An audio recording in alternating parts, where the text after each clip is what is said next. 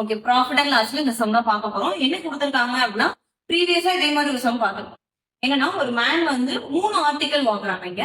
So அதோட value டோட்டலா பாத்தீங்கன்னா 13,000. ஒவ்வொரு பொருளுமே 13,000 இருக்கும். தென் என்ன கொடுத்துருக்காங்க, ஒரு ஆர்டிகல் 15% ப்ராஃபிட்ல யூஸ் பண்றாங்க, இன்னொன்னு வந்து 10% ப்ராஃபிட்ல விற்கிறாங்க, இன்னொன்னு வந்து 15% லாஸ்ல விற்கிறாங்க அப்படின்னு சொல்லிட்டாங்க. சோ டோட்டலா உங்களுக்கு ப்ராஃபிட் ஆகிருக்குமா இல்ல லாஸ் ஆயிருக்குமா, ப்ராஃபிட் ஆகிருந்தா எவ்வளவு பர்சன்டேஜ், லாஸ் ஆனா எவ்வளவு பர்சன்டேஜ் அப்படின்னு சொல்லி கேட்கிறாங்க. சோ இங்க எவ்வளவு பெரிய வேல்யூவா இருந்தாலும் உங்களுக்கு தேவையே இல்லை. சோ எந்த வேல்யூவா இருக்கனாலும் இருக்கட்டும், 3 ஆர்டிகல் சேமா இருந்துச்சு அப்படின்னா நீங்க டைரக்டா இந்த பெர்சன்டேஜ் மட்டும் வச்சு யூஸ் பண்ணாலே போதும். 13%, 10%, 15% தான் கண்டுபிடிக்கிறாங்க. சோ என்ன பண்ண போறீங்க அப்படின்னா, 15% ப்ராஃபிட்டா, சோ பிளஸ் 15. இங்க 10% ப்ராஃபிட்டா இருக்கா, so plus 10.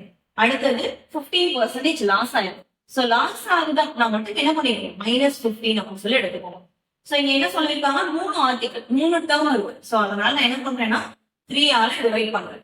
So plus 15க்கும் -15க்கும் cancel ஆயிரும். சோ 10 டிவைடட் பை 3 இருக்குமா, சோ 10 டிவைடட் பை 3 பர்சன்டேஜ்னா 3.33% அப்படின்னு சொல்லி சொல்லுவேன். ஓகேவா?